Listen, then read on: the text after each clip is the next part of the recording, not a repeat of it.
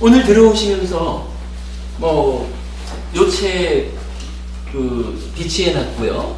그리고 특별한 서술을 포함하는 경전들이라는 교재를 한 권 드렸고, 그 다음에 제1차 결집에 대한 이해라고 하는 교재를 한 장씩 드렸습니다.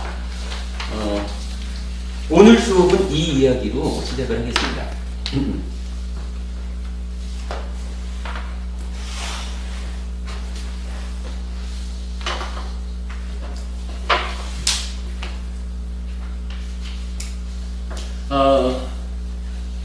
우리 법회에 이제 오늘 처음 오신 분들도 계시는데, 그간 동영상을 통해서든 아니면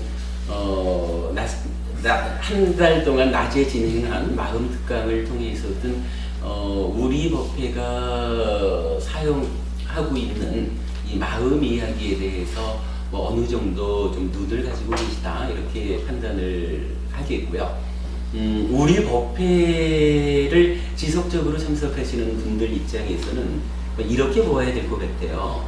그간 우리가 기본기라고 해서 기본기가 결코 쉬운 이야기, 쉬운 공부 이야기가 아니라 불자라면 이것은 꼭 알아야 되는 거 아닙니까? 라고 하는 가장 기본이 되는 이야기를 공부를 했고요. 그 다음에 이어가지고 다양하게 가르침을 공부했지만 핵심적으로는 현정법부님, 아무래도 우리가 그간 공부한 내용 중에 핵심은 마음의 메커니즘을 구명하는 이거라고 보아야 될 것 같아요. 그래서 이제 우리가 약간 마음의 메커니즘이라고 하는 쪽으로 눈을 가진 상태에서 이제 공부를 시작한다, 이렇게 말씀을 드리고 싶고, 오늘부터 얼마의 과정이 걸릴지 모르지만 이렇게 공부하려고 하는 겁니다.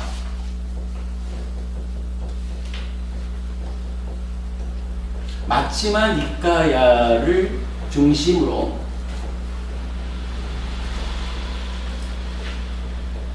사부 니까야를 꿰는 공부.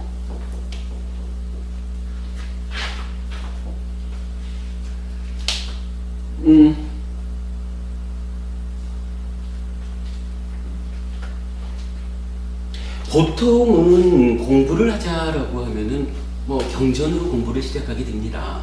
그런데 우리는 경전 공부를 시작하기 전에 이미 상당 기간을 통해 가지고 경전을 공부하기 위한, 대표적으로 불교의 모든 가르침은 우리 삶의 현실 위에서 설해지고 있다. 그런데 우리 삶의 현실이 무엇입니까? 라고 할 때 우리가 표현하는 바에 의하면 마음의 메커니즘이라고 하는 찌따 마노 윈냐나라는 세 가지 마음의 전개 상태를 활용해 가지고 삶의 이야기를 정리한 이런 마음의 메커니즘이라는 삶의 현실 위에서 부처님은 가르침을 설하고 있다. 경전이라고 하는 것이 동일하게, 경전이 어차피 부처님 말씀입니까? 이 경전의 이야기도 바로 이 마음의 메커니즘이라는 우리 삶의 현실 위에서 부처님은 말씀하고 계시다. 그런데 만약에 마음의 메커니즘을 이해하지 못한 상태에서 경전을 공부해보자 라고 한다면 아마도 한 개의 경전을 놓고 1년을 가도 다 못 풀 수도 있는 거예요. 물론 그냥 읽어나가는 것으로 공부했습니다, 이렇게 말하면야 간단하겠지만, 정말로 경전이 의미하는 바가 무엇일까? 왜 부처님은 이 경전을 통해서 이런 말씀을 하셨을까? 이 부분을 우리가 알아가지고 내 삶을 향상하자라는 목적의식을 분명히 한다면 아마도 경전 하나 가지고 1년을 갈지도 모르죠. 그런 측면에서 볼 때 우리는 남들과는 좀 다른 순서를 가지고 공부하게 되었다라고 말할 수 있겠지만, 사실은 아주 효과적으로 공부할 수 있는 그러한 순서를 갖게 되었다, 이런 이야기죠. 마음의 메커니즘이라는 삶의 현실이 알려진. 그래서 그러한 선행되는 공부를 놓고 이제 경전을 공부해보자 라고 한 겁니다. 그런데 경전을 공부하자면서 마지막 니까야를 중심에 두고 사부 니까야를 꿰어보자 이렇게 말을 했는데 이 이야기를 뭐 좀 간단하게 보려고 그래요. 자, 오늘 나눠드린 교재 중에 제1차 결집에 대한 이해라고 하는 것을 보겠습니다.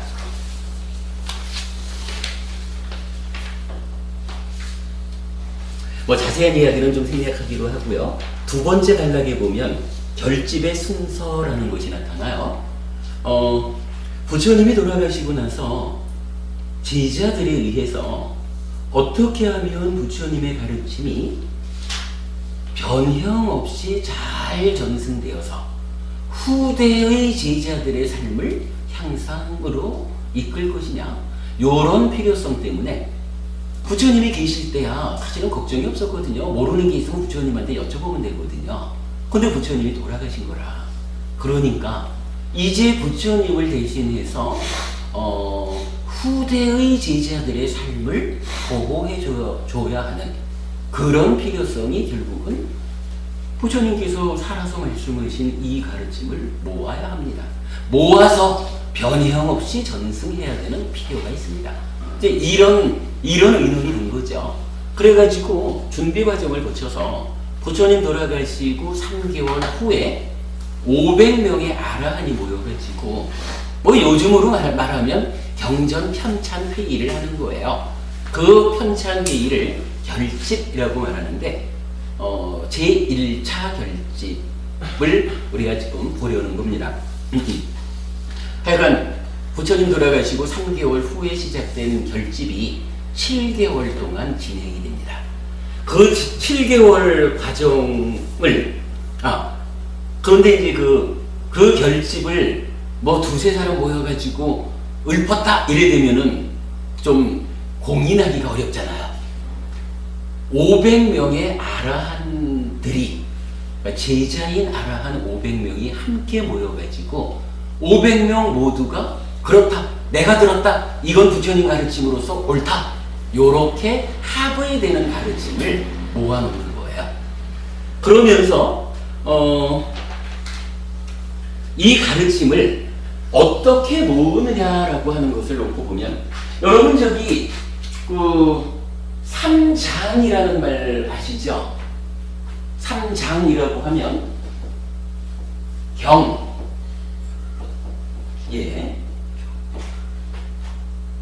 율, 논, 경, 율, 논, 삼장 이렇게 말을 하거든요. 그래서 부처님 가르침은 경률론 3장 안에 있다 이렇게 이제 말을 하는데, 이 경이라는 말은요 빨리어로는 숫다라고 써요. 숫다. 그리고 율이라고 하는 말은 위나야라고 쓰고요. 론이란 말을 아비담마,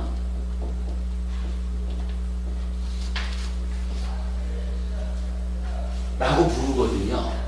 그래, 이 경률론 세 가지로 부처님 가르침을 나누어서 설명하고 있는데, 최초의 결집의 자리에서 이제 어떻게 이 가르침을 모을 것이냐 라는 기준을 정해요. 자, 여기 첫 번째 이야기가 어떻게 나오냐 하면, 결집의 순서 이래가지고 도반들이요, 우리는 먼저 무엇을 합성해야 합니까? 법입니까? 율입니까? 마하카사파 전자시여, 율은 부처님 교법의 생명입니다. 율이 확립될 때 교법도 확립됩니다. 그러므로 율을 첫 번째로 합성해야 합니다. 이렇게 말을 해요. 이 이야기 뭔가요? 경율론 3장 중에 위나야, 율이라고 하는 요것이 부처님 가르침의 생명입니다. 이렇게 말을 하는 거예요. 물론 가르침이라고 하는 것이, 그러니까 경이라고 하는 숫담, 요 경이라고 하는 것이 부처님 가르침을 담고 있으니까 사실은 우리가 공부해야 되는 것은 경이죠. 그런데 이제 부처님 돌아가시자마자 부처님을 부처님과 함께 했던 선배 스님 중에 500명의 아라한이 모여가지고는 이분들이 말씀하시기를 경도 중요하지만 경보다 앞서서 유리 생명입니다. 이렇게 말을 했다는 거예요. 이 얘기는 뭐냐면요. 여러분 그냥 한마디로 이거예요. 열심히 절에 다니고 열심히 법회 가가지고 공부는 하는데 우리 보통 말하기를 참 부끄럽지만 저도 출가 전에 그런 일을 좀 많이 했어요. 법회를 딱 마치면 2부 법회 가야 돼. 그래가지고 법회 마치고 나면은 옆에 술집으로 모여 앉아가지고 열심히 밤새 옷을 마셔. 요런 부분이 부처님 가르침을 배워가지고 나의 삶을 향상하자라고 하는 이 근본 목적에 대해서 타당한 방법이냐? 아니라는 거예요. 아무리 부처님 가르침을 많이 배워가지고 가득 머릿속을 채워놔도 이게 나의 삶에서 가르침을 배우기 전에는 나의 삶이 좀 10가지로 악한 업을 하는 또는 오개도 지키지 않는 이러한 삶이었다면 배우면서부터는 행위 자체가 선한 업으로 돌아서서 어떠한 경우에도 행복을 만드는 쪽으로 행위하고 대표적으로 5개 5가지 삶의 질서를 놓치지 않는 이런 삶으로 내가 바뀌어서 살아가는 자체가 질서롭게 부처님이 안내해준 삶의 질서로움으로 내가 사라져야 그때 비로소 부처님을 만난 그 힘으로 내가 삶이 향상한다. 갈수록 괴로움은 줄어들고 행복은 늘어나는 이러한 삶이 실현된다는 거예요. 그렇기 때문에 공부를 하자 부처님이 어떤 가르침을 주셨느냐라는 측면에서 당연히 경이라고 하는 것이 의미가 크겠죠. 그러나 제자들의 삶을 행복으로 이끌자라고 하는 이 측면에서는 경이라고 하는 삶의 이야기를 배우기에 앞서 그보다 더 중요한 의미를 갖는 것은 삶의 질서로움을 지키는 것입니다. 이 얘기를 하는 거예요. 제가 제자들 같으면 나는 5개를 지키는 사람이 되겠습니다. 라고 해서 5개를 지키는 사람으로 나 스스로를 바꿀 때 내 삶이 그 위에 가르침을 배워가지고 나갈 때 삶이 향상하는 것이지 가르침을 가득가득 채워도 삶이 바뀌지 않으니 삶의 질서로움이 없이 늘 해치고 훔치고 바람피고 거짓말하고 술 마시면서 이렇게 살아가면 백날 배워봐라 네 삶에 도움되라 이런 의미가 되는 거죠. 그래서 이제 500명의 아라한 비구들께서 어디부터 결집할까요? 이러니까 경도 중요하지만 유를 먼저 해야 됩니다 라고 했다는 거예요. 그래가지고 이 500명의 아라한들께서 경률론 3장 중에 유에 대해서 먼저 결집을 하는 거예요. 편찬을 하는 거예요. 율에 대해서는 부처님 살아 계실 때부터도 우빨리 존자라고 하는 우빨리 스님, 우빨리 존자께서 율에 관해서는 가장 전문가셨어요. 그러다 보니까 율을 결집하는 데는 누가 앞장서서 해야 됩니까? 라고 하니까 우빨리 존자가 앞장서야 됩니다. 그래가지고 우빨리 존자가 언제 어디에서 부처님께서 이러이러하게 계율을 정해 주셨습니다. 라고 읊어요. 그러면 그 읊은 계율을 500의 아라한이 맞습니다. 어떤 분들은 내가 그 자리에 있었습니다. 이렇게 말하기도 하면서 확인을 해주는 거죠. 그래가지고 비구에게 227개의 계율이 만들어지고 정리가 되고 비구니를 위해서 304개의 계율이 또한 정리가 돼요. 요렇게 해가지고 계율을 만들어 놓고는 계율을 이제 결집을 해 놓고는 여러분 이제 주목할 일이 하나 생겨요. 이 우빨리 존자한테 한 가지 역할을 부여해요. 뭐라고 하냐 하면 이것이 율장입니다 라고 말한 뒤 우빨리 존자에게 도반이여 이것은 그대의 제자들에게 설해 주시오 라고 부탁함 이랬거든요. 요게 무슨 얘기냐 하면 율장을 결집을 하고는 우빨리 스님한테 이제 이 아라한 비구들께서 한 가지의 역할을 부여하는 거예요. 그대가 그대의 제자들과 더불어 이 율장이 변형 없이 후대의 제자들을 위해서 전승될 수 있도록 암송해 주십시오. 요런 전승의 책임을 부여했다라고 하는 부분을 우리가 주목해야 돼요. 그리고 나면 이제 이렇게 율이 먼저 이제 정해지잖아요. 그리고 나면 두 번째로 이 경에 대해서 결집을 해요. 자, 경에 대한 결집을 이렇게 좀 알아보겠습니다.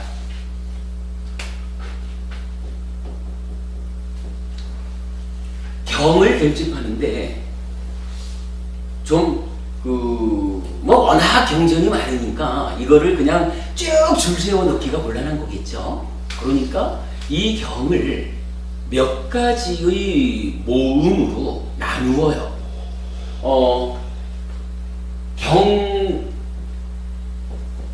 경의 모음이라고 말하는 빨리 단어가 하나 있어요.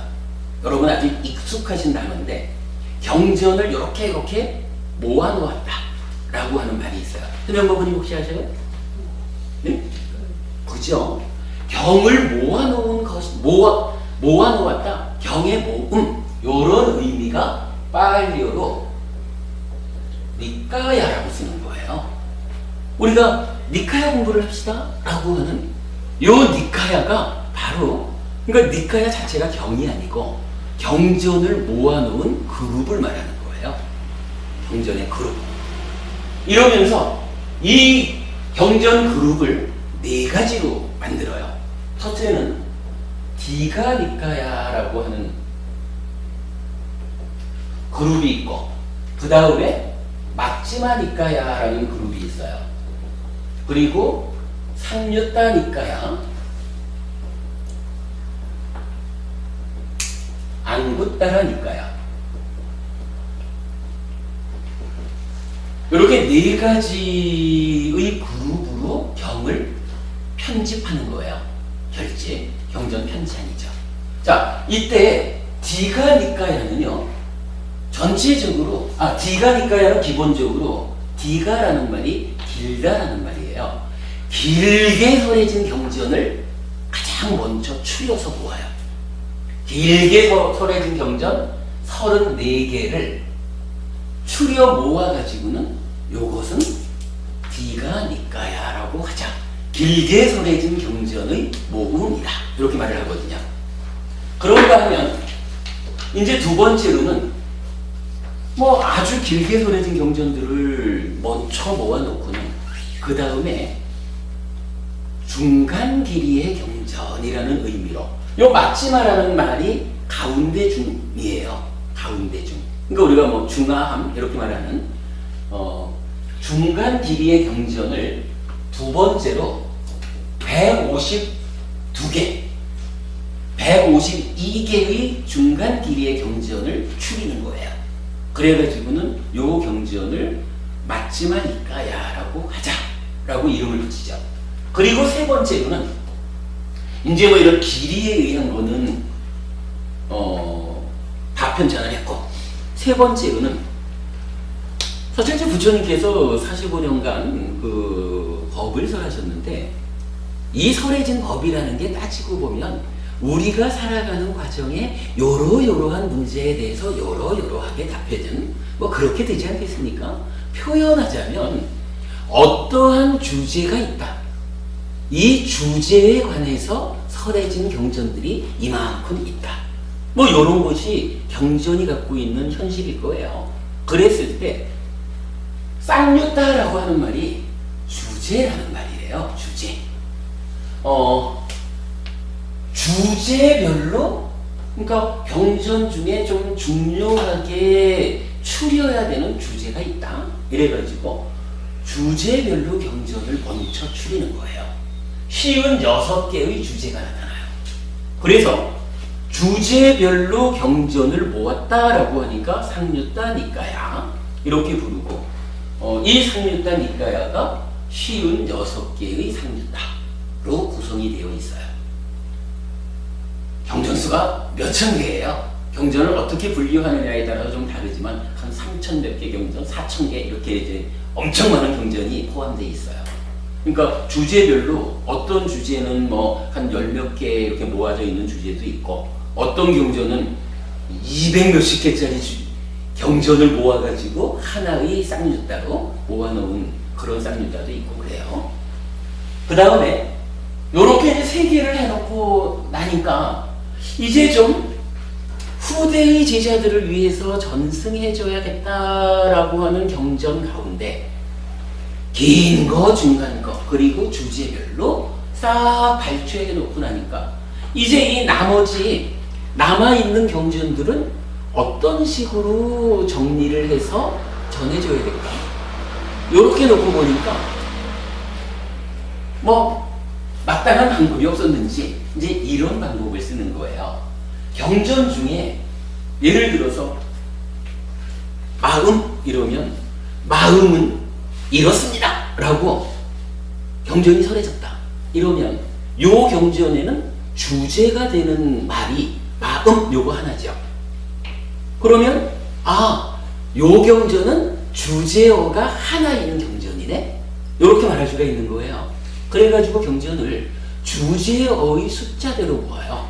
그래서 우선은 주제어가 하나인 거, 요 주제어 하나짜리를 먼저 쫙 추려가지고는 하나의 모음 이렇게 모아놓고, 그 다음에는 주제어가 2개짜리 있는 경전들을 또 모으는 거예요. 그러면 둘의 모음 이렇게 되고요.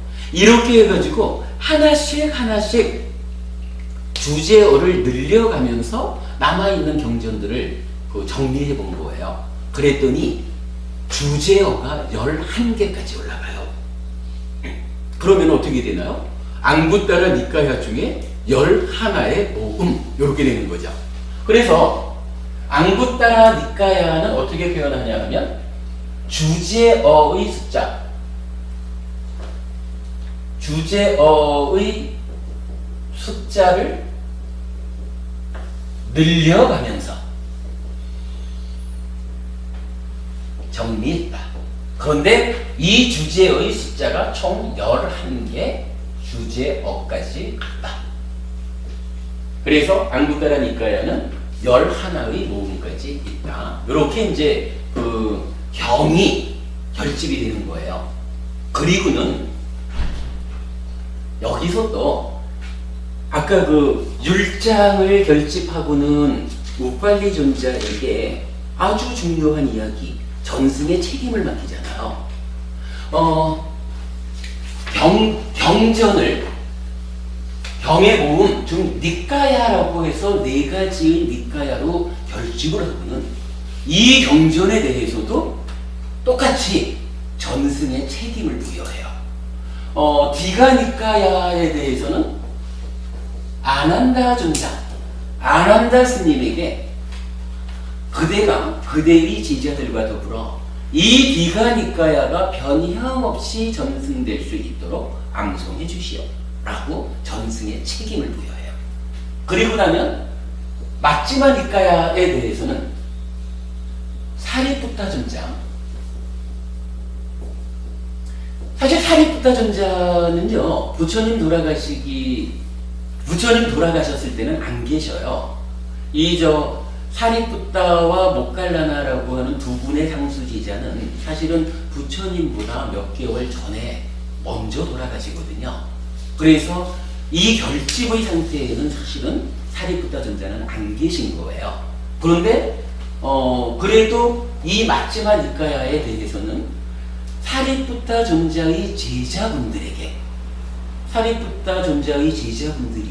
그대들이 마지마 니까야를 변형없이 전승하는 책임을 맡아주시오. 이렇게 책임을 부여하는 거예요.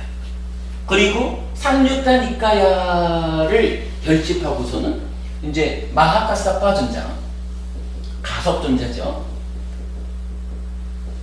사실은 이제 부처님의 제자 중에 첫째, 둘째 이렇게 말하면 상수 제자 두 분 이래가지고 사리푸타 존자하고 마하모칼라나 존자 두 분이 계시죠. 우리가 이제 저기 고통 알기를 사리자, 목면 이렇게 하는 두 분이죠. 근데 이 두 분은 부처님 돌아가시기 전에 먼저 돌아가셨기 때문에 굳이 서열을 말하진 않지만 그래도 이제 서열적으로 말하면 세 번째에 해당하는, 그러니까 두 분이 돌아가셨으니까 살아계신 제자분 중에 제일 어른 되는 제자분이죠. 그분이 한국에서는 보통 이제 가섭 이렇게 말하지만 마하카사파 존자예요. 마하카사파 존자가 이제 제일 어른 되는 제자니까 우리가 결집을 해야 합니다. 이래가지고 1차 결집의 주인이 되어가지고 결집을 실행하거든요. 그런데 이제 상류타 니까야를 결집하고는 바로 그분 마하카사파 존자에게 카사파 존자께서 그대의 제자분들과 더불어 쌍류타 니까야를 변형 없이 전승되도록 암송의 책임을 지어주십시오 라고 전승의 책임을 부여하는 거예요. 타당한 일이죠. 그리고 나면 이제 마찬가지 안부따라 니까야에 대해서도 다 결집을 해놓고는 아누르타 존자에게 아누르타 존자시여 그대가 그대의 제자와 더불어 앙부따라 니까야를 변형 없이 후대에 전승해 주십시오. 전승의 책임을 맡아주십시오. 이렇게 그 전승의 책임을 부여했다라고 하는 부분을 우리가 보자고요.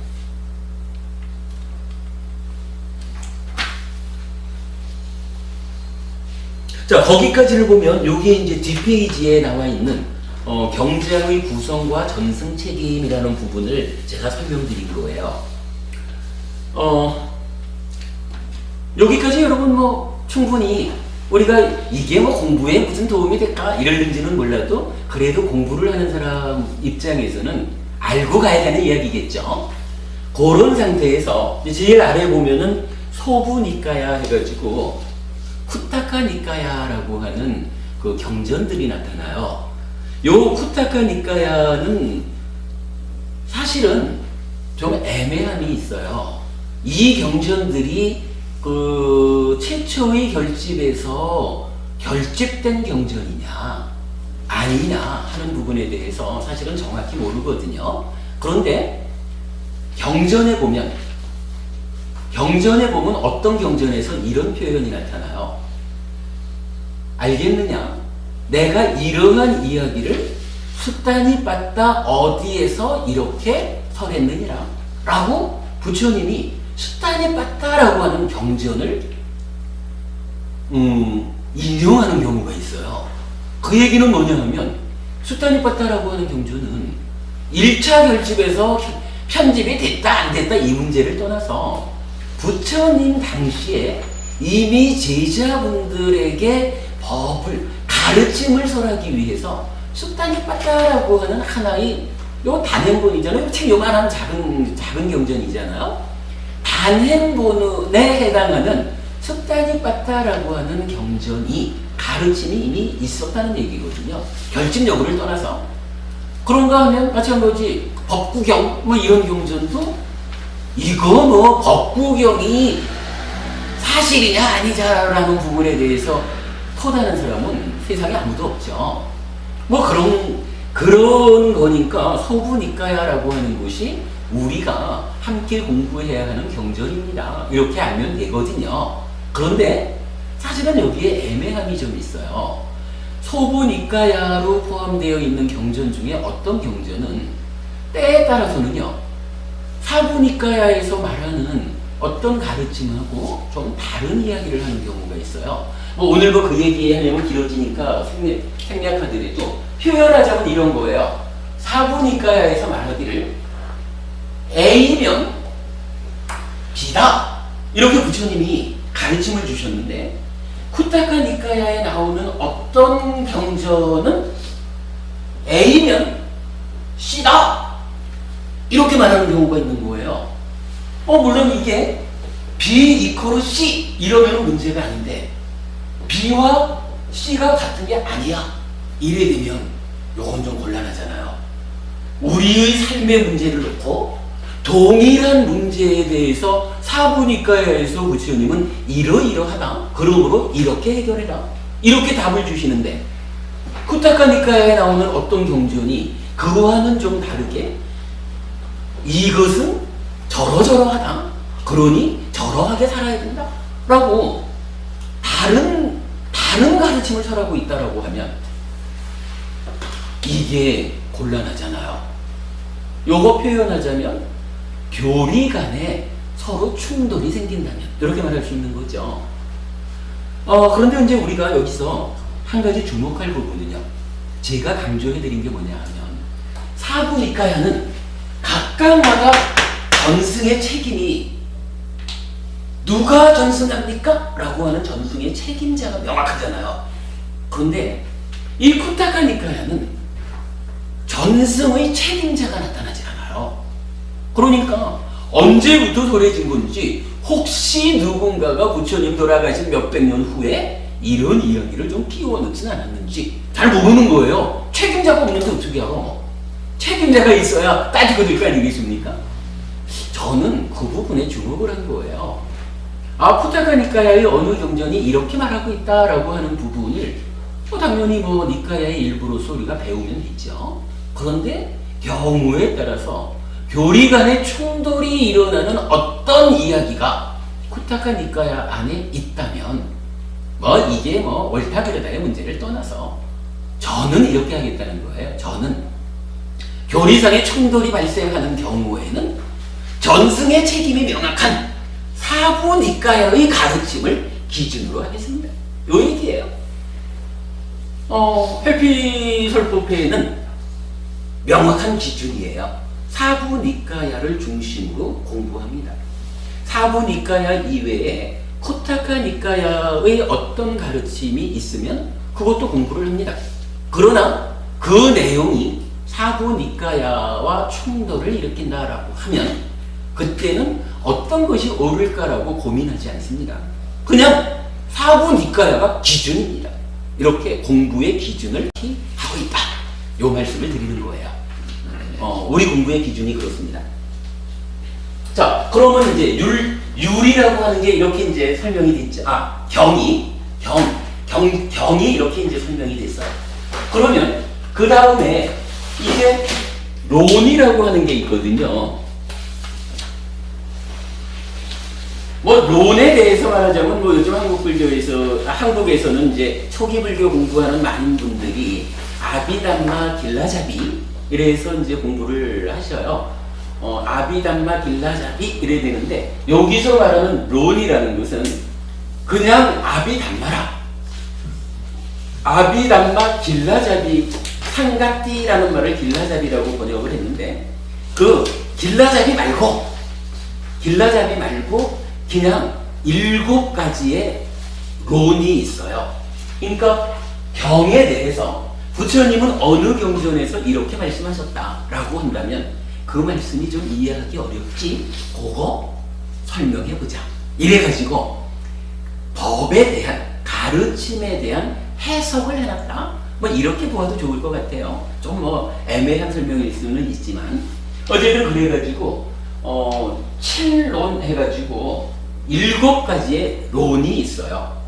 그리고 이 7가지 론을 놓고 어떤 분들은 병률론이 즉 7론을 포함해서 1차 결집에서 다 편집이 되었다.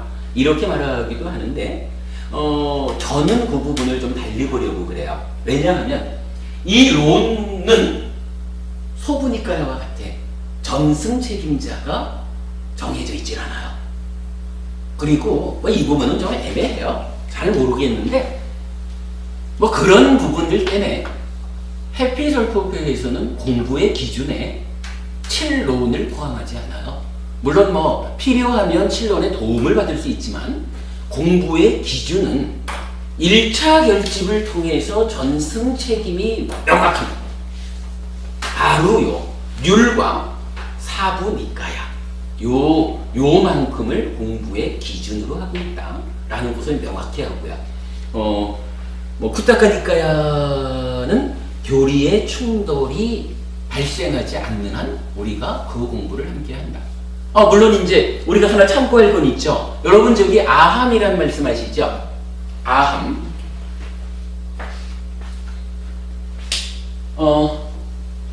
인도가 이렇게 있으면은요, 히말라야 산맥이 있거든요. 인더스강이 있고 겐지스강이 이렇게 있다 그래요. 부처님 당시에 불교가 일어난 자리는 겐지스강의 중류, 하류 뭐 이쪽인가 봐요. 부처님 돌아가신 이후에 이 가르침이 경으로 이제 결집이 되어 가지고 전해져 가는데, 이 가르침이 이렇게 와서 스리랑카 또는 이 옆에 있는 미얀마, 태국 뭐 하는 동남아 이쪽으로 가르침이 전승되는 큰 흐름이 있어요. 이때 이쪽으로 전승된 가르침은 빨리라고 하면 참 모르는 분이 계시겠네요. 저기 인도에는 다양한 말이 있잖아요. 다양한 언어 중에 대표적으로 말하면 힌두교의 경전이 전승되는 힌두교 경전어를 산스크리트어라고 불러요. 그런가 하면 불교 경전이 전승되는 언어가 빨리어라고 불러요. 그래서 우리가 늘 빨리라고 말하는 게 요 이야기예요. 그 불교 경전어라. 이렇게 남쪽으로 와서 스리랑카로 뭐 미얀마로 태국으로 이렇게 남쪽에서 동쪽으로 이렇게 전승된 빨리 경전이 경률론 3장으로 전승된, 뭐 물론 경의 모음을 니까야 이러지만 그냥 대표적으로는 이 전체가 다 경이다 이래가지고 니까야라는 말로 경률론 3장을 대표해서 말하기도 하는 것 같아요. 근데 어쨌든 이제 니까야라고 하는 이 경전들은 스리랑카로 이렇게 온 남쪽, 동쪽 이렇게 전승된 경전이에요. 그런데 나중에 이제 또 한편으로는 불교가 이렇게 서북쪽으로 전승이 돼요. 히말라야 산맥이 있으니까 이렇게 넘어가진 못하잖아요. 서북쪽으로 전승이 되는데 요 인더스강 건너면서 하여간 요쪽 동네가 지금으로 보면은 파키스탄, 아프가니스탄 그 지역이 돼요. 우리가 학교 다닐 때 간다라 미술을 이래 배웠죠. 요 지역이 간다라라는 지역이라고 해요. 그런데 이 간다라 지역 이쪽이 경전을 전승하는데 아가마라고 하는 이제 말을 써요. 아가마라고 해서 전승 이런 의미를 갖는 말인데, 이 아가마가 산스크리트어로 글쎄 번역되었다고 해야 되는지 전승되었다고 해야 되는지 그냥 제가 잘 모르겠지만, 산스크리트어 가운데 불교 경전을 전승하는 불교 산스크리트어라고 하는 또 좀 특별한 이 부류가 있다고 그래요. 하여간 이 아가마가 이 간다라 지역을 통하면서 산스크리트어로 형성이 되는데, 요 자리가 이제 지역적으로 어떤 자리인가요? 요게 비단길의 길목이 되잖아요. 그 길목. 그래서 요 자리에 전승된 경전이 이제 비단길을 통해 가지고 중국으로 오는 거라. 중국으로 왔다라는 이야기가 뭐예요? 이제 한문으로 번역이 되는 거잖아요. 그래서 우리가 알고 있는 중국어로 번역된 초기 경전을 아함경이라고 부르죠. 요 아함이란 말이 뭐지 하면 아가마의 번역인 거라. 아가마가 음력된 거죠. 사실은 아함경도 부처님의 가르침이 직접 전승된 것이다 라고 보아야 됩니다. 아마 세계적으로도 학자들이 다 그렇게 인정하는 것 같고, 다만 아쉬운 거는 지금 이제 니카야는 빨리어로 니카야의 원전이 그대로 전승이 되고 있잖아요. 이런 그 전승 책임자들이 명확한 가운데 빨리어 자체로 그대로 전승이 되어 있는데, 아함경은 아쉬운 점이 이 원전이 되는 산스크리트 경전이 없어요. 다 유실이 됐고, 지금 이제 표현하자면 디가니까야 장아함 이렇게 대응하고, 마치마니까야 중아함 이렇게 대응하죠. 쌍유따니까야 잡아함과 대응하고, 앙구따라니까야 증일아함하고 대응하거든요. 이렇게 대응을 하는데, 사실은 남아있는 그 아함경들이 니카야처럼 테라와다라고 하는 하나의 전통 교단에 의한 이런 경전의 전승이 아니고, 나중에 이제 부파불교라고 하는 그 부파화 되었을 때 각각의 부파들이 따로따로 가지고 있던 경전들, 그 경전들이 이 경전은 어느 부파 거, 이 경전은 어느 부파 거, 이런 식으로 따로따로 남아있는 거예요. 그래서 이제 남아있는 그 아함경들이 각각이 그 부파가 다르다 하는 점이 하나 있고, 또한 이 남아있는 아함에 산스크리트 원전이 없어요. 그러다 보니까 어떤 문제가 생기냐 하면, 중국말로 번역됐다라고 하는 것이 가지는 문제가 있잖아요. 중국말은 뜻 문자잖아요. 그러니까 중국 사람을 위해서 중국말로 번역된 이 아함경이 어찌 보면 한국 사람인 우리가 공부하기에는 인도말이 뜻 글자인 중국말로 바뀐 것을 다시 우리가 재번역을 해서 공부하려다 보니까, 원래 부처님이 어떤 단어를 쓰셨는데 그 단어가 아함에서는 어떤 단어로 번역되었다, 이 부분이 확인이 안 되잖아요. 그러니까 부처님이 말씀하신 그대로를 보기가 어려운 거야. 어쨌거나 번역되어진 중국말로 우리가 아함을 접해야 되잖아요. 이런 부분 때문에 니카야보다 아함이 아무래도 이제 공부의 중심으로 삼기에는 좀 차이가 있겠죠. 그런 부분을 우리가 좀 감안한 상태에서, 우리는 사부 니카야가 공부의 중심이고, 이어서 소부 니카야에서 교리적 충돌이 없는 부분을 가르침으로 받아들이고, 그 다음에 이어서는 아함경이 말하는 이 가르침도 이어서 세 번째 우리의 공부의 중심? 이렇게 약간 우리가 공부하는 경전으로 삼고 있어요. 그리고 나면 론이라든가, 론에 대한 또 주석서라든가, 이런 공부들은 그 다음 순서로 기본적으로는 경을 가지고 경에 의해서 경을 풀어낸다. 니카야로 푸는 니카야, 요 얘기죠. 이렇게 공부의 방향을 잡아가는데, 때에 따라서는 제가 부족하고 함께 공부하는 여러분, 우리가 부족하다 그러면 주석서를 통해서라도 선배 스님의 도움을 받아야 되는 거죠. 그러나 기왕이면 선배 스님의 주석에 의지하기 이전에 경을 경대로 풀어가지고, 니카야로 니카야를 풀어가지고 부처님이 의도하신 바를 직접 알아내자 하는 요걸로 공부의 방향을 잡고 있죠.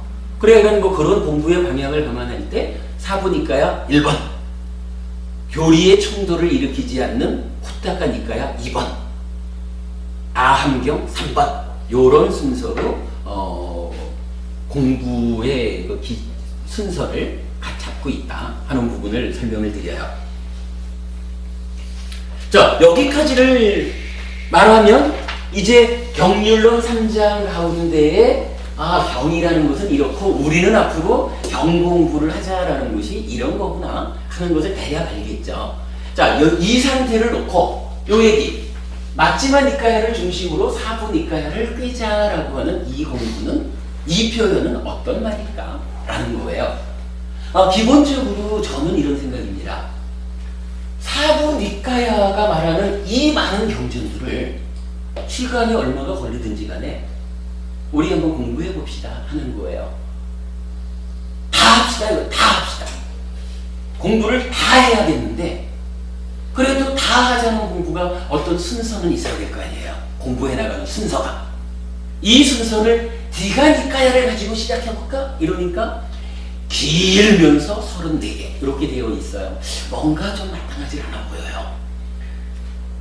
쌍류타 니까야를 가지고 공부하려고 보니까 쌍류타 주제가 쉬운 6개인데 여기에 섞여있는 경전이 수천 개요. 그 수천 개의 경전을 1번 해서 나가려니까 엄두가 안 나요. 앙구타라니까요? 쌍류타니까요? 더 많아. 사실 어떤 분들이 저한테 질문을 하셔요. 니까야 공부를 좀 하려고 합니다. 그러니까 니까야 읽기를 하려고 합니다. 어떤 경전을 읽을까요? 이래 질문하시면 저는 아마도 앙구타라 니까야가 적절할 것 같습니다. 이렇게 권해드려요. 그나마 앙구타라 니까야는 상당 부분이 읽어나가면 부처님이 우리 보고 이렇게 살라고 하셨구나 라는 것을 크게 어려움 없이 이해할 수 있는 내용들이 많아요. 그런데 이제 우리가 사부니까야 전체를 꿰고 마음의 메커니즘이라고 하는 선행 공부 위에서 우리 삶의 현실 위에서 경전이 의미하는 바를 구체적으로 알아보자. 이런 공부를 하면서 앙구타라 니까야로 시작할까라고 해보니까 무엇보다도 너무 경전 숫자가 많아가지고 언제 끝낼지를 모르겠는 거예요. 그런 가운데에서 우리 공부가 그냥 쉽게 이해할 수 있는 고공부하자. 여기에 중심을 두진 않잖아요. 그래가지고 사부니까야를 보자라고 하는데의 공부의 주제를 무언가 그래도 좀 적당한 시간 안에 끝낼 수 있는 숫자로 보자. 이렇게 보니까 마지막이니까요. 어쨌든 152개거든요. 이게 한 주에 한 개의 경전을 끝낼 것이야 이래기가 어렵겠지만 그냥 한 주에 경전 하나씩만 본다고 하지 이래 하면 3년이면 끝낼 수 있는 거예요. 그죠? 152개니까. 그러면 공부의 순서를 마치마 니까야를 기준으로 해보자. 오늘은 마치마 니까야의 1번 경전을 공부했다면 다음 주에는 2번 경전을 공부하고 이래 해가지고 3, 4 해가지고 152번 경전까지를 가보자. 이렇게 생각을 한 거예요. 그러면서 이제 그래도 우리 공부가 하는 특징이 그거잖아요. 마치마 니까야 경전 하나를 읽어나가는 게 아니라 이 경전에서 이러한 주제로 가르침을 설하고 있구나.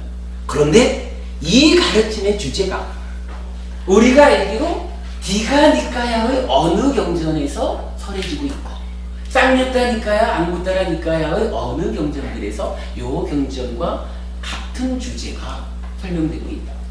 그러면 아무래도 좀 보완이 되겠죠. 또 경우에 따라서는 마치마 니까야의 경전에서 이러합니다 라고 말씀을 하셨는데 이게 부처님이 우리도 그렇지만 누구를 만나느냐에 따라서 시작부터 상세하게 할 수도 있지만 경우에 따라서는 시작을 해놓고는 저기 가가지고 마무리 지어줄 수도 있잖아요. 그러면 때에 따라서는 이 중간 과정을 모르면 가르침을 우리가 해석할 수 없잖아요. 이 중간 과정을 방법이 두 가지예요. 아까 말씀드린 거지만 한 가지로는 주석서를 의지하면 돼. 주석서가 그 부분을 이렇다라고 풀어주고 있죠. 근데 사실은 우리 선배 스님이 부처님 가르침을 100% 정확하게 풀어냈다라는 사실은 그 부분을 보장할 수 없잖아요. 그렇다면 가능한 만큼은 우리가 풀어보는 거죠. 어디서 풀어야 되나요? 마치마 니까야에서 건너뛴 이 부분을 디가니까야도 들여다보고 쌍류타 니까야, 앙구타라 니까야를 다 들여다보다 보면 이 경전이 말하는 이 주제가 바로 여기서 건너뛴 그 부분을 설명해주고 있구나. 이게 찾아지는 거예요. 사실은요 우리가 말하는 니까야로 푸는 니까야 요 말의 구체적인 의미가 그거예요. 이 경전에서 건넜던 이야기를 저 경전에서 설명해주고 있구나. 그거 갖다가 들이대면 경전이 풀어지는 거야. 이게 니까야하고 니까야를 풀어서 부처님 가르침의 진정을 찾자라고 하는 우리 공부의 방법인 거죠. 그러니까 이제 그런 식으로 공부를 하자라고 보니까 결국 이 표현이 가능한 거예요. 맞지마니까야 152개라고 하는 적정한 숫자를 중심으로 하나하나 해나가되 그 과정에서 다른 니까야의 경전들이 설해지는 연관된 내용들을 모으고 모아가지고 그 과정을 완성해보자. 그러면 152개의 경전을 마무리 짓는 그 시점에 온다면 아마도 우리는 사부 니까야 전체를 꿰었다라고 말하는 성과를 낼 수 있을 것이다. 이거를 수천 개의 경전들이 있는 이쪽에 가가지고 순서를 가자 그러면 참 그게 애매할 거예요. 그러나 이런 방법으로 해서 이 과정을 밟게 되면 수천 개의 경전 중에서 필요한 이야기들만 끌어와가지고 적용하는 거잖아요. 그러면 사부 니까야를 꿰었다라고 말할 수 있는 그런 공부 성과를 우리가 낼 거다 이거죠. 오늘부터 하자고 하는 공부가 그런 이야기입니다. 맞지마 니까야를 중심으로 사부 니까야를 꿰는 공부. 그런데요 여러분, 사실은 이렇게 공부 주제를 말해 놓고도 그저께 대구법회에서 동일하게 이 공부를 시작했는데 맞지마 니까야 1번 경전을 시작하지 못했어요. 제가 한 가지 좀 특별한 이야기를 한 달쯤 아니면 한 3주 정도 좀 멈춰 하고 싶은 게 생겼어요. 지금 말씀드렸듯이 경전이 수천 개잖아요. 수천 개, 거의 10,000개 가까운 분류하기에 따라서 이런 경전들이 있는데 경전을 읽다 보니까 몇 개의 경전이 좀 유별난 표현을 담고 있더라고요. 자, 오늘 드린 교재 중에 두 번째 거, 특별한 서술을 포함하는 경전들 이랬거든요. 빨리오 밑에 보면 이렇게 나와요. 비구들이요 항상 제자들의 이익을 기원하며 제자들을 연민하는 스승이 마땅히 해야 할 바를 이제 나는 연민으로 그대들에게 하였다. 비구들이여, 여기 나무 밑이 있다. 여기 빈집들이 있다. 참선을 하라. 비구들이여, 방일하지 마라. 나중에 후회하지 마라. 이것이 그대들에게 드는, 자 여러분, 요거 나의 간곡한 당부이다. 물론 번역을 좀 강하게 하신 부분도 있지만 어제도 부처님이 이렇게 말씀하시는 거예요. 수천 개, 근 10,000개 가까운 경전 중에 몇 개의 경전에서만 제자인 그대들을 연민하는 스승이 해야 할 바를 내가 했는데 이게 내가 그대들에게 주는 당부야 라고 부처님이 제자들에게 직접 당부의 말씀을 하시는 경전이 있더라는 거예요. 물론 제가 다 주목하지 못한, 아직까지 제가 찾아내지 못한 경전이 있을 수도 있지만 어쨌든 그동안 제가 공부를 하는 과정에서 이런 말씀이 있구나 하는데 주목했기 때문에 눈에 띄는 대로 모아본 거예요. 앞으로 좀 더 생길 수도 있지만 많지 않을 거고, 이렇게 특별한 소수를 가진 경전이 몇 개가 있느냐 하면 일단 디가니까야에서는 하나도 못 봤어요. 마치마니까야에서는 8번 경이 버리고 없애는 삶의 경 이렇게 나오고, 19번 경이 해명처님 우리 지난 겨울쯤인가 저기 왜 두 갈래 사유의 경 해가지고 윗닦아 두 갈래 윗닦아에 대한 이야기 한번 공부한 적 있거든요. 기억하시나 몰라. 그거 두 갈래 사유의 경이라고 제목 붙여진 요 경전에도 요 표현이 나타나요. 굉장히 중요한 의미. 그리고 그때도 우리가 아주 중요하게 봤죠. 106번째 경이 동요의 여위임을 향한 길의 경 이렇게 나타나고, 152번째, 그러니까 맞지마니까의 마지막 경, 마지막 경전인 능력의 개발에 대한 경에서도 이 표현이 나타나요. 그런가 하면 상류타 니까야에서 업경이라는 경전이 있고 비구니 격처경이라는 경전이 있어요.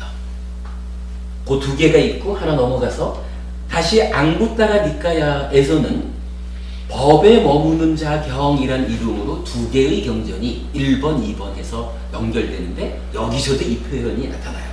그런가 하면 아라카경이라는 경전에서도 이 이야기로 마무리를 하거든요. 그러면 제가 지금 9개를 말씀드렸죠. 그리고는 좀 특별한 거 하나를 또 봤어요. 상류타 니카에 쉬운 6개 주제가 있잖아요. 쉬운 6개 주제 중에 43번째 주제가 무위상류타라고 나타나요. 그러니까 무위를 주제로 하는 경전 모음이라 요거 오늘 저기 촬영을 안 됐지만 수업 전에 우리끼리 말씀 나눈 거로 보면 무위라고 하는 이야기가 내면의 불완전성을 100% 극복해낸, 그래서 노자가 공자를 비판한 내면의 불완성 때문에 공자님 그대의 가르침은 완전한 가르침이 아닙니다. 요렇게 말한 그 부분이 부처에 의해서는 완전히 극복되었기 때문에 노자를 극복한 요 얘기했던 거잖아요.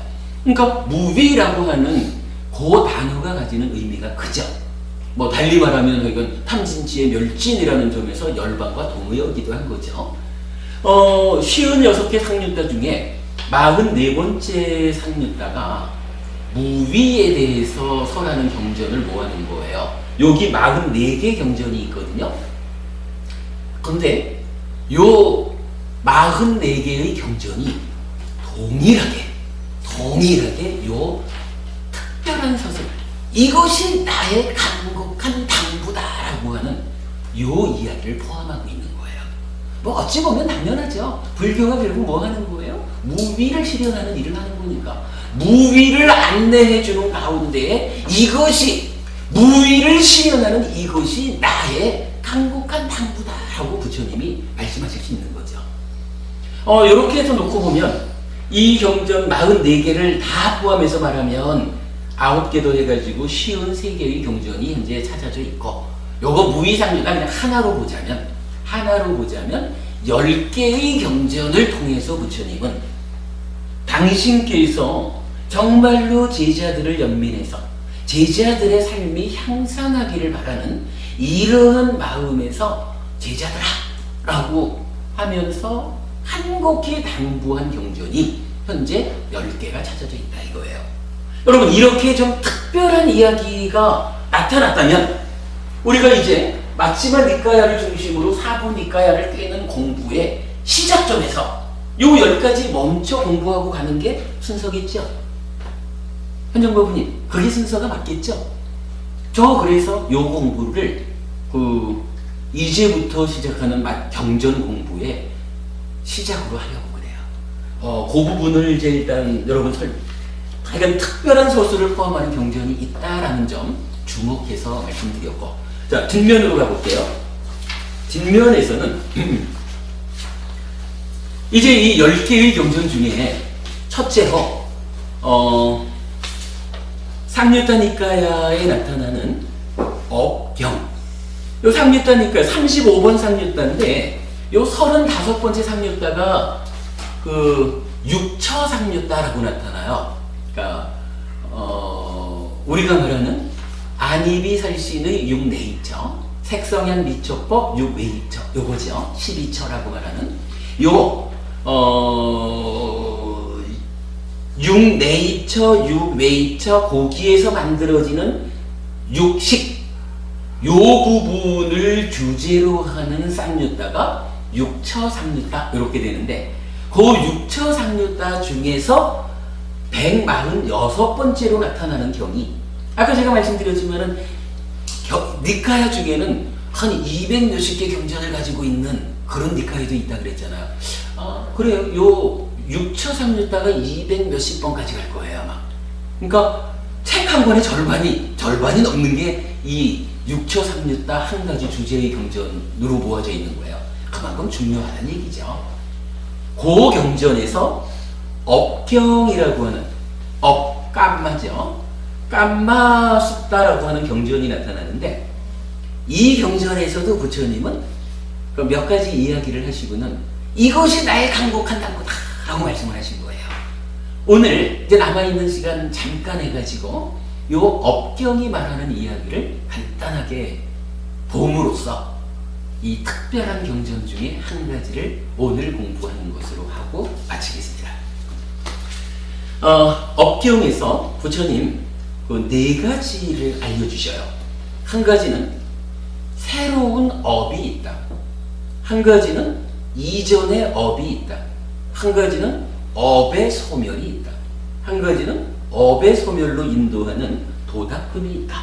이렇게 네 가지를 설명하시는데 제가 그저께 대구법배에서 이 말씀, 이 경전을 소개하면서 그 얘기를 했어요.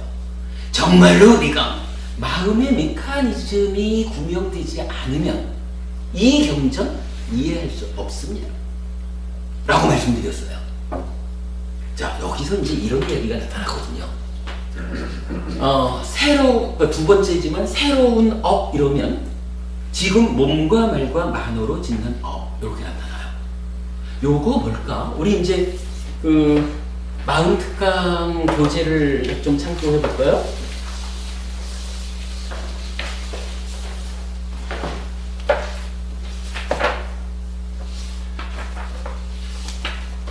60페이지인가? 아니다. 여기다.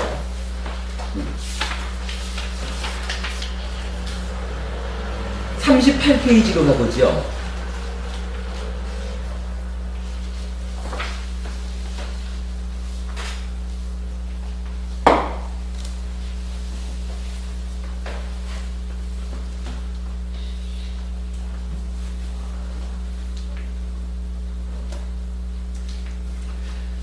아, 38페이지 이전에 참 하나 잠깐 볼 게 있네요. 저기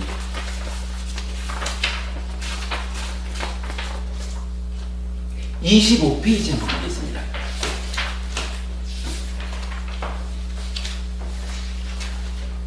25페이지에서 그 3. 몸과 마음의 구조적 측면의 이해 이러면서 우리 마음 이야기를 전개를 구조를 한번 알아봤는데 한마디로 말하면 우리 마음이라는 것은요 몸과 마음이라고 하는 뭐 표현하자면 오치원이라고 늘 우리가 말하는 자기 존재 이 오치원 덩어리가 한순간 나야라고 하는 자아의식을 일으키면 육네이처, 안이비설신의 육네이처가 돼요. 아까 말했던 5가지 감각 기능이 생겨나면 거기에 만호가 있고 단마가 있고 무명의 요소가 있다. 이렇게 설명되는 거죠.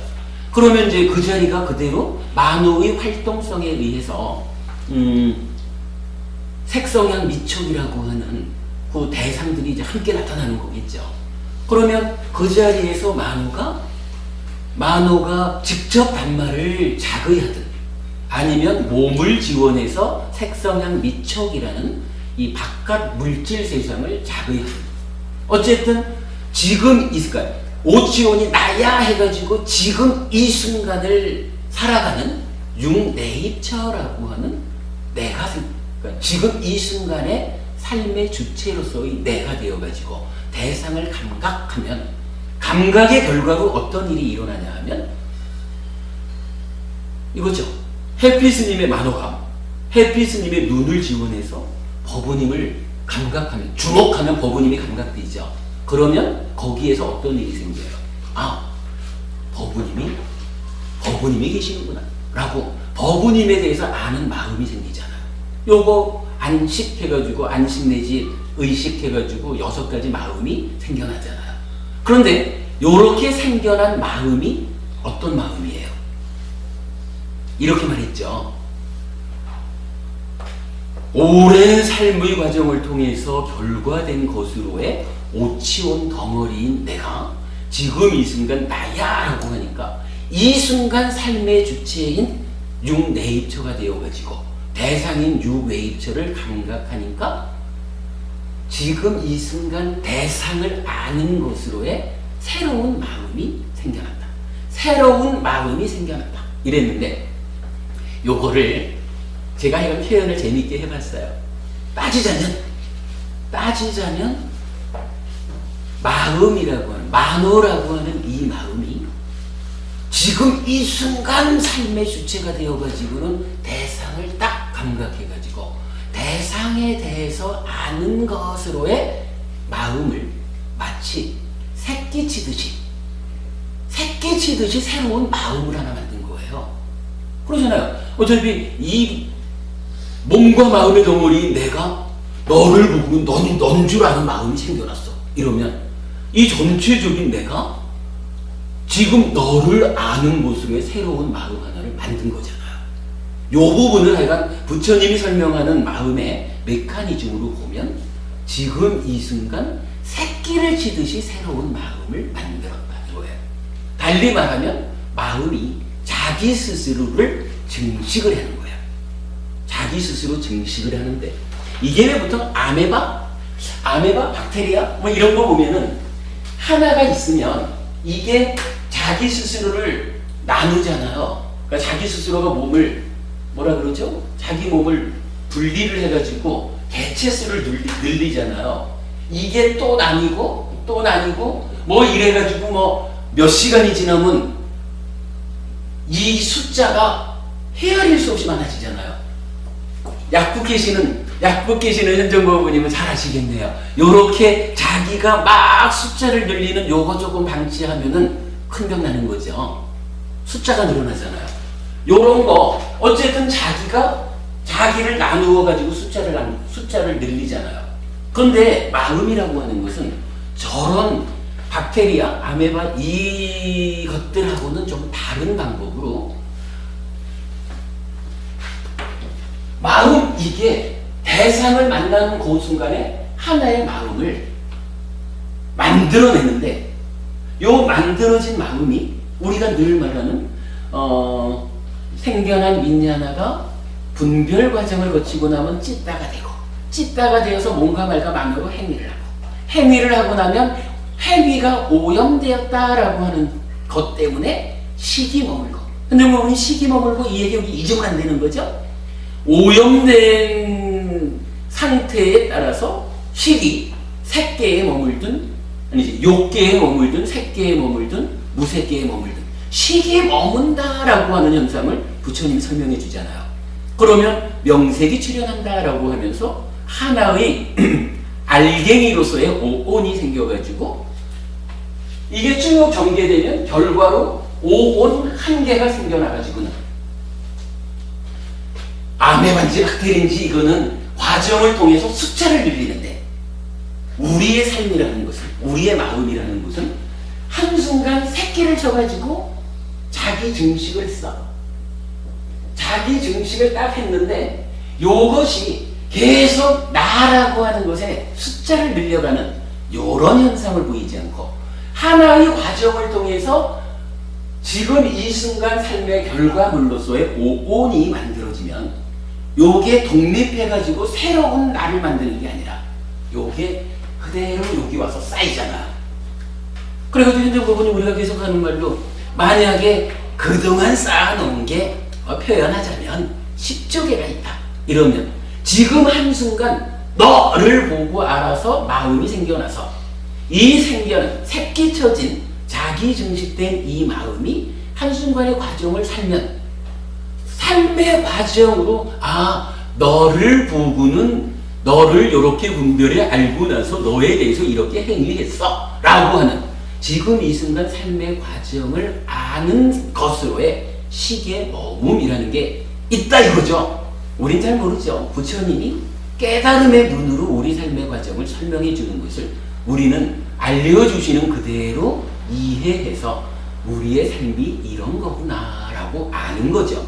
그러한 알의 결과가 이렇게 하나의 오온, 하나의 마음 이렇게 표현해도 좋고 그렇게 만들어진 것이 나로부터 독립해서 떠나가는 것이 아니고 나한테 와서 쌓임으로써 10조 개짜리로 구성되었던 나라고 한다면 한순간을 살고 나면 어떻게 돼요? 만들어진 하나가 와서 쌓이잖아. 그래가지고 10조 개짜리가 한순간을 살면 10조 1개가 되잖아요. 현정부 부모님, 10조 개하고 10조 하나하고가 같은 거예요? 다른 거예요? 이거 사실 우리가 수학적으로 따지자면 그 차이를 말할 수 없잖아요. 0.0000 이래가지고 이거 다르다라고 말할 수 없지만 부처님은 우리한테 바로 그것을 가르쳐 주죠. 어쨌거나 10조 개하고 10조 1개는 10조와 10조 하나는 말부터 다르잖아요. 이건 다른 거다 이거야. 아주 미세한 변화가 있을지 몰라도 달라진 거예요. 달라졌다라고 하는 것은 무슨 얘기냐? 여기 이거 10조 개짜리 이거는 하나가 와서 쌓이는 순간 이건 없어지고 조금 커졌겠지 뭐. 10조 하나. 그죠? 10조 하나. 요렇게 됐겠죠. 바뀌었다는 게. 10조짜리는 소멸하고 10조 1개짜리가 새로 생겨난 거예요.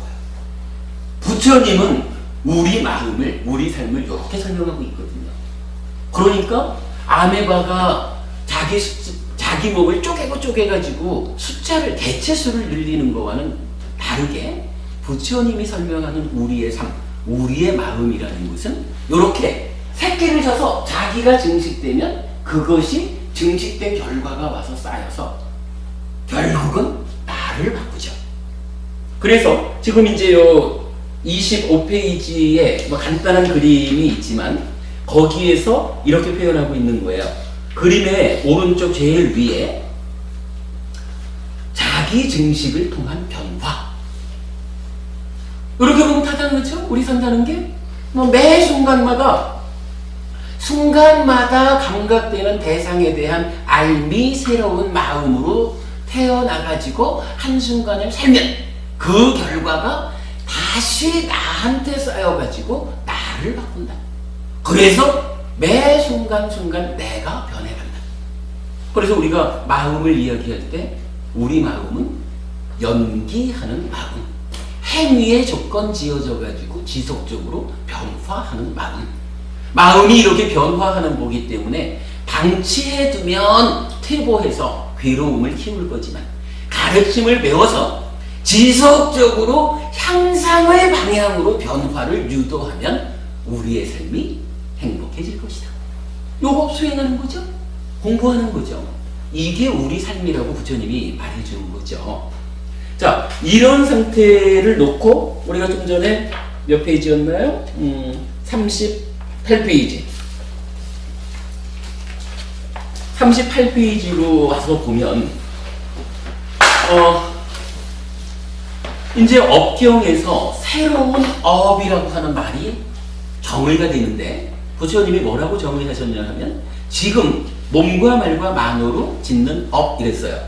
자, 개괄적으로 그린 마음의 메커니즘 이랬을 때 보면 가래라고 하는 오염된 찢다가 몸과 말과 만으로 행위하는 장면이 나타나죠. 우리의 마음의 메커니즘, 삶이 전개되는 과정에 보면 뭐 이런 그 복잡한 내면의 과정을 거치고 나면 최종적으로는 몸과 말과 만으로 행위한다고요. 요렇게 지금 이 순간 과정을 거쳐가지고 행위하는 이 순간의 행위를 부처님 뭐라고 말하느냐 알려주시느냐 하면 요거 새로운 업이다. 나와 깜마 이렇게 표현하시는 거예요. 뭐 요거 마음의 메커니즘을 우리가 좀 이해한다라고 보면 지금 이 순간 전개되는 요 자리의 행위를 부처님은 새로운 업이라고 말하는 거예요. 당연하죠. 새로 새끼쳐져 만들어진 그 마음이 지금 이 순간 행위하는 거니까 요거 새로운 마음 이렇게 말하면 되겠죠. 지금 이 순간의 마음. 그런데 이제 이어가지고 두 번째로 사실은 알기 어려운 이야기를 하나 하셔요. 그러니까 이전의 업, 달리 말하면 과거의 업이라는 이야기죠. 과거의 업이라는 말씀을 하시면서 부처님은 대표적으로 이렇게 말해요. 눈, 그러니까 안이비설신의 육네이처 이렇게 말할 때 눈 이러면 안네이처잖아요. 눈 한자 안을 놓고 말하기를 뭐라고 하냐 하면 안은 이전의 업이고 형성된 것이고 의도된 것이고 느껴진 것이라고 보아야 한다. 이랬어요. 눈을 말하면서 이전의 업이고 내지 이렇다 이랬는데 뭐 뒷이야기는 뭐 그냥 덮어두고 지금 우리가 주목해야 되는 이야기는 뭐냐 하면 부처님은 왜 눈, 그러니까 안네이처라고 말하는 요 안을 이전의 업이라고 말씀하셨을까? 이전의 업. 이전의 업이, 법원님, 이전의 업이라면 어떤 의미일까요? 우리가 공방도 이제 마음의 메커니즘에서 새로운 업에서 지금 이 순간의 행위를 새로운 업이라고 부처님 정의하셨다 이랬잖아요. 그런데 이렇게 지금 평면적으로 그림을 그려놨지만 요게 한순간만 있고 끝나는 게 아니잖아요. 지속적으로 가잖아. 사실은 우리가 하루를 살았다 그러면 요 그림의 과정을 몇 번을 반복하는 걸까요? 헤아릴 수 없이 많이 할 거예요. 그러면 지금 우리가 새로운 업이라고 말하는 지금의 업이 한순간만 지나면 이미 과거의 업이라 지나간 거예요. 그죠?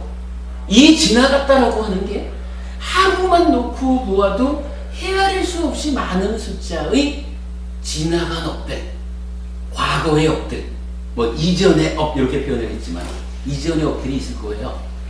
그런데 이게 우리가 살기를 얼마나 살았느냐 하면 저도 벌써 50몇 년을 살았죠. 뭐 우리가 한 몇십 년들은 살았거든. 우리 제일 젊은 법원님이 오늘 오셨는데 몇 년이나 사셨어요? 물어보면 실례인가? 80. 젊은 나이죠. 아마 여기 계신 분 모르겠다. 법원님은 몇 년 사셨어요? 성법원님. 37.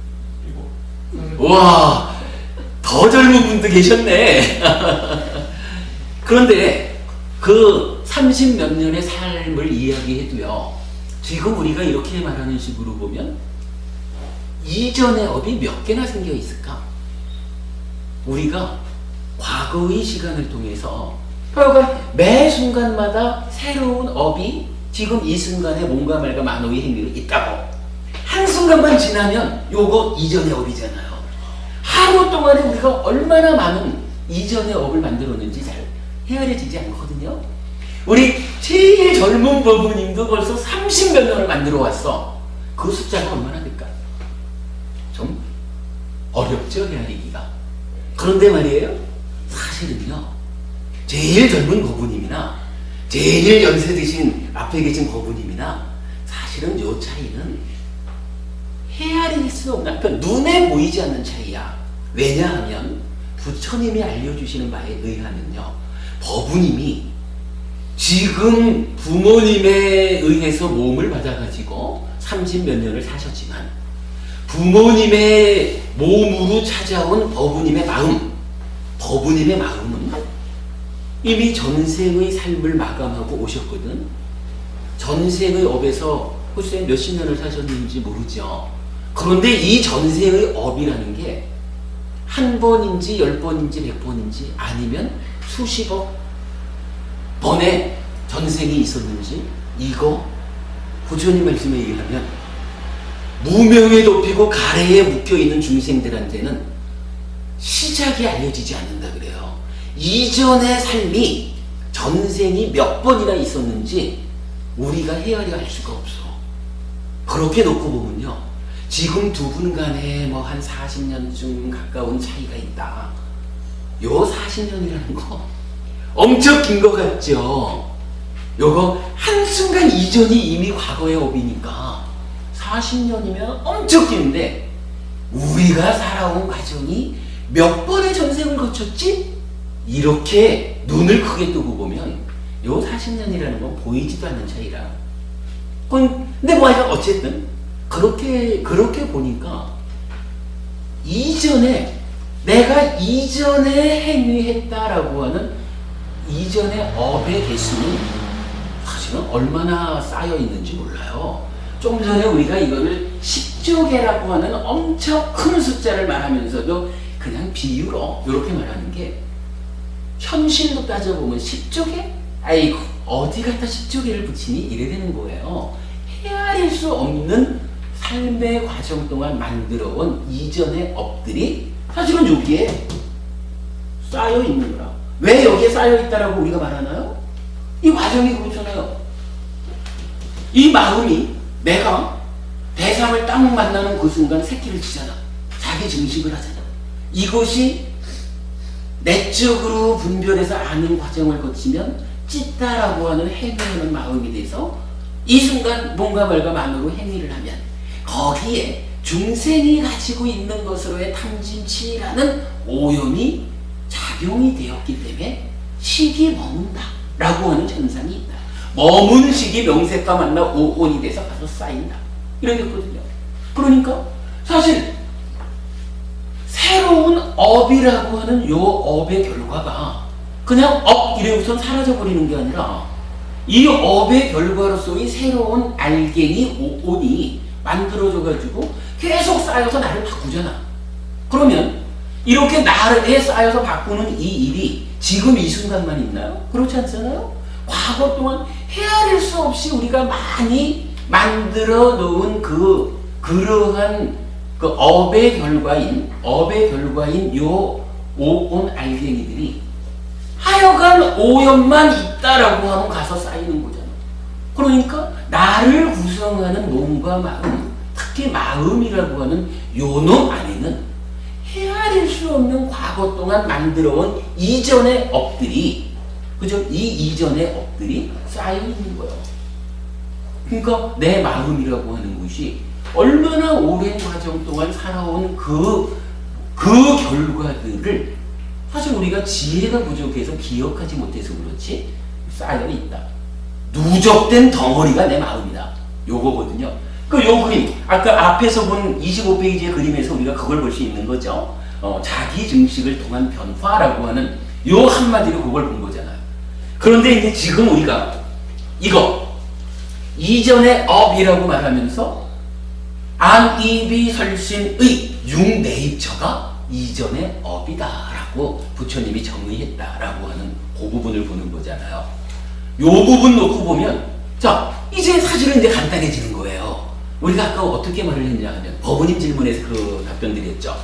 오치오님 내가 나야라고 자아의식을 일으키면 안근, 이근, 비근, 설근, 신근 5가지 감각 기능이 생겨나고 거기에 만어가 있고 산마가 있고 무명의 요소가 있다.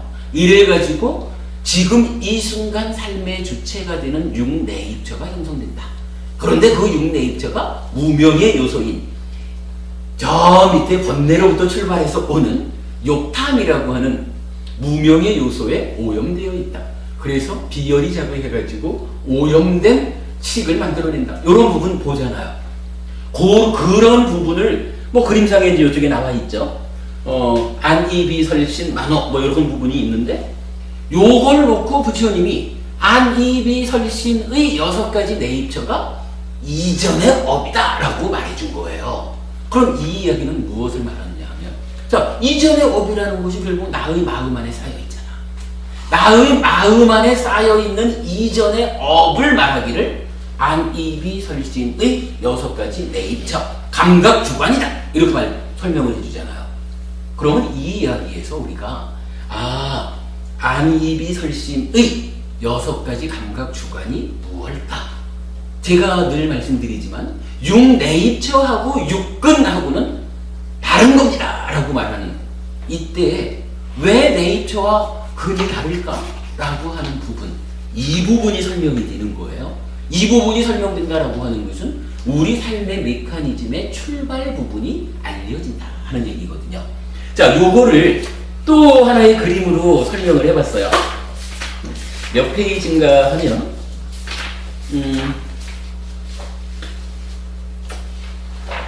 80페이지, 60페이지입니다. 60페이지라서 보시면 경험의 완성 과정이라고 해서 이거 뭐 안식, 이식, 비식, 설식, 신식 옆에 의식 이 안이비 설신의하고 색성향 미처 법이라고 하는 게 하나 둘 셋 넷 다섯 여섯 7과정이나 쭉 설명되어 내려오죠. 요렇게 해간 경험이 완성된다라고 하는데 이 경험의 출발 부분에 보면 옆에 육내입처 써 있죠. 안입이 설신 그리고 의 해서 작의 하는 모습에 의 요래 돼 있는데 그 위에 보면 육내입처 안입이 설신 쪽으로 화살표를 해가지고 안식, 이식, 비식, 설식, 신식, 의식하고 안근, 이근, 비근, 설근, 신근, 의근하고 즉 6가지 식하고 6가지 감각 기능하고 2개가 만나가지고 안입이 설신 의라고 하는 육내입처가 되었습니다 라고 화살표로 설명하고 있죠. 요 부분이 이제 뭐 우리가 뒤에 공부할 3사화합 촉 이거를 설명해 주는 부분인데 바로 요 부분에 대한 경전의 설명이 뭐냐면 자 이전의 업이 내 마음에 쌓여 있는데 이 쌓여 있는 마음이 안입이 설신 의하라고 말하는 거로 보면 안입이 설신 의라는 6가지 감각 주관 육내입처 안에는 이게 단순히 감각 기능 육근하고 다르다라고 말하는 부분이 대상을 보고 듣고 하는 감각 기능도 필요하지만 사실은 그 자리에 무언가 감각 기능과 함께해서 대상을 감각해 드리는 어떤 것이 있구나 요렇게 알아야 되겠죠. 알 수 있겠죠. 그런데 무엇이 있을까라고 하는 그 부분에 대해서 부처님 지금 이거 업경에서 안입이 설신의가 이전의 업이다라고 하는 말을 통해서 이전의 업이 쌓여있는 것은 식이잖아요. 그죠? 우리가 이렇게 보았지만 식이라고 하는 것이 이전의 행위의 결과로 생겨난 식의 몸음이 쌓여있는 요거란 말이야. 자기 증식을 통한 변화의 결과로 쌓여있는 마음 덩어리 요거잖아요. 그러니까 안입이 설신의가 이전의 업이다라고 하는 그 말에서 우리가 알 수 있는 게 사실은 제가 이 그림을 그려낸 것도 이경전에 토대해서 그리게 됐거든요. 그러면 이 얘기가 담고 있는 게 뭐냐 하면 안입이 설신의라는 육내입처 6가지 감각 주관은 감각 물질적인 것으로의 감각 기능도 있지만 그 각각에 해당하는 마음이 함께하는 겁니다. 그래서 안이라고 하는 네이처 감각 주관은 안식이라는 마음에다가 안근이라고 하는 뭐 망막 이런 거라 할까요? 시세포라고 말하는 시신경 뭐 이런 물질적으로 감각해 드리는 기능 요것이 그러니까 눈과 관련된 마음 안식에다가 그 안식의 덩어리 요거에다가 감각을 위한 물질적인 기능 안근이 더해져 있는 요거를 안이라는 말로 표현해서 감각 주관인 육내입처가 형성되는구나 요걸 알게 되는 거예요. 뭐 요 얘기가 지금 당장으로는 여러분 좀 설명이 어려울 수 있지만 아마 뭐 현정법부님 해명 스님 같으면은 뭐 충분히 설명되는 이야기일 거예요. 요렇게 해가지고 내입처라고 하는 곳이 새로 생겨나는 식이 아니고 그러니까 새끼 쳐서 만들어지는 식이 아니라 쌓여있는 덩어리로서의 요 마음 요 덩어리된 요 마음하고 각각의 감각 기능이 만나져 있는 그 상태를 내입처라고 정의했구나. 요렇게 지금 이 순간 삶의 시작이 이루어지는 요 자리를 사실은 업경에서 말하는 안입이 설신의가 이전의 업이다 라고 하는 요 한마디 정의 때문에 해결되는 문제라. 이 부분이 해결되지 않으면 마음의 메커니즘이 출발을 못하죠. 하여간 이렇게 설명되는 부분을 의미한다. 이전의 업이라는 게 그 얘기를 말씀드리고 어쨌든 이 경에서 이전의 업이 이렇다라고 정의해 주셨기 때문에 저는 그 부분을 적용해서 안입이 설신의 육내입처가 식과 근이 합해져 있는 상태를 말하고 그것이 감각 기능이라는 측면에서 새로운 식을 만들어낸다면 쌓여있는 마음이 기억의 형태로 다시 만나서 3사화합 촉이라고 하는 현상이 설명되는구나. 이 부분을 풀어낼 수 있었던 거죠. 이러한 큰 성과를 거둘 수 있는데 바로 요거. 이전에 업이라고 하는 한마디가 답을 주었다. 그러니까 이 한마디를 통해서 마음의 메커니즘이 출발할 수 있게 해주는 이런 내용이니까 부처님이 오늘 공부의 핵심이죠. 부처님은 이 경전을 알려주시고는 이것이 나의 간곡한 당부다라고 하는 특별한 서술을 달아주신 거죠. 우리가 특별한 서술의 경전을 이렇게 먼저 공부해야 되는 이유라고 할 수가 있겠습니다. 자, 그 얘기를 말씀드리고 사실 이제 요 3번에서 업의 소멸이라는 부분이 나타나는데 요거까지를 설명을 드려야 되지만 시간이 많이 됐습니다. 이제 뭐 우리 약속된 30분이 5분이 지났네요. 그러니까 요 업의 소멸이라고 하는 부분은 제가 그저께 대구법회에서 요거까지를 설명을 드렸는데 하여간 그 지어놓은 업의 업장이라고 하는 것은 한 번 행위를 하면 그 결과는 내가 그 과화보를 겪을 때까지는 없어지지 않아요. 요 업의 결과가. 그런데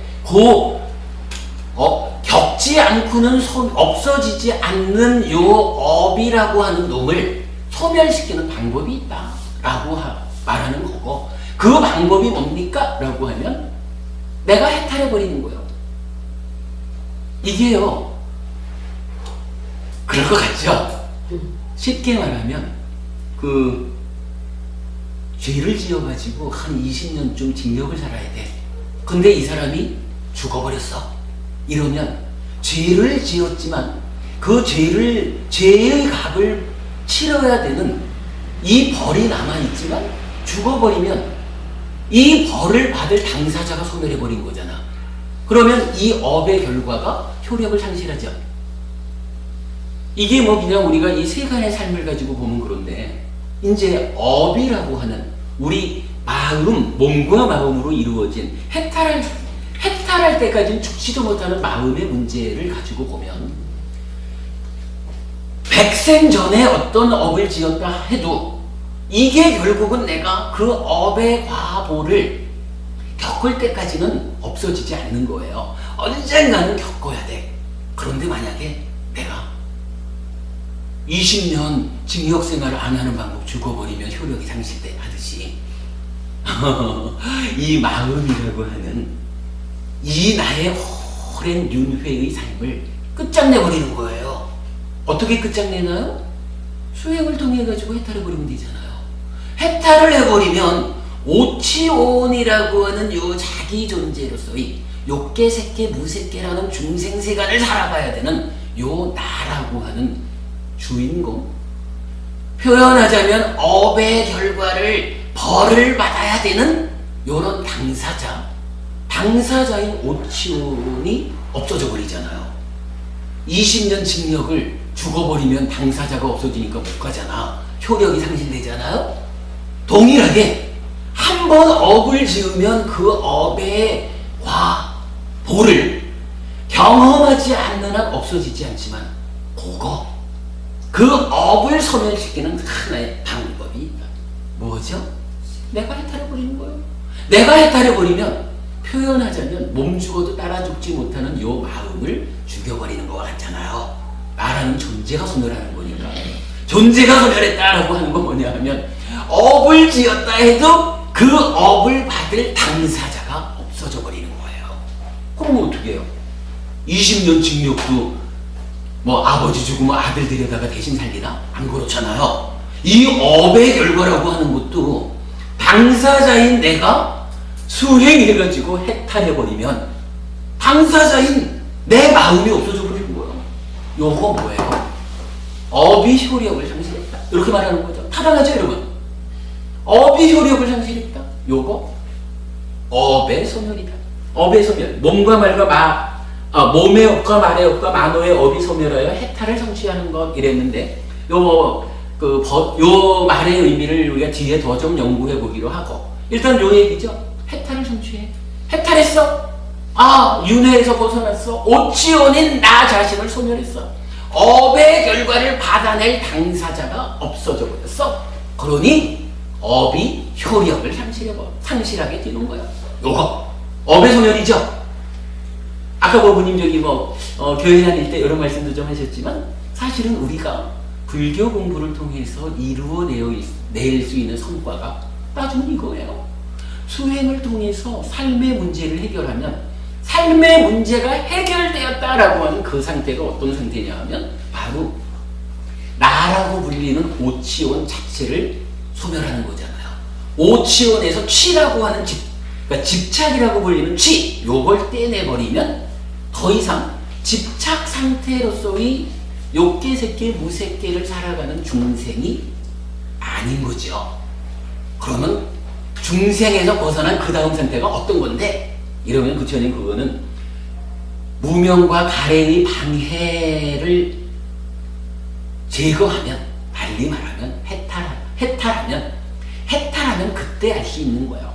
무명과 가래가 방해하는 순간엔 알려지지 않아. 요래서 사실 오치원 덩어리인 내가 취를 떼내어가지고 자기 존재를 소멸했다라고 하는 그 이후는 어떻게 됩니까? 하는 거는요.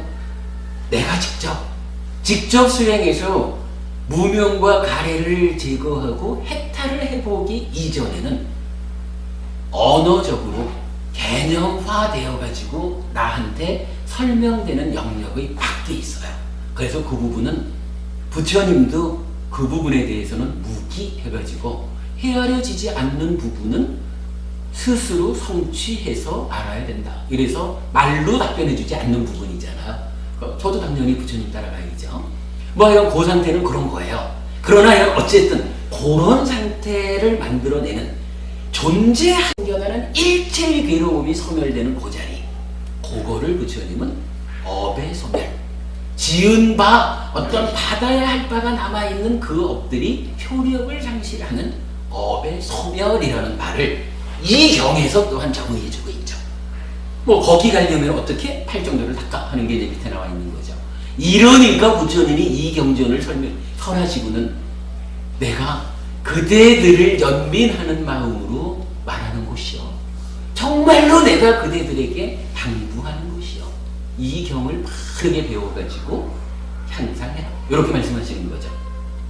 특별한 서술을 담고 있는 경전의 시작으로 오늘 업경 말씀드렸고요. 한 10분 시간이 초과돼서 죄송합니다.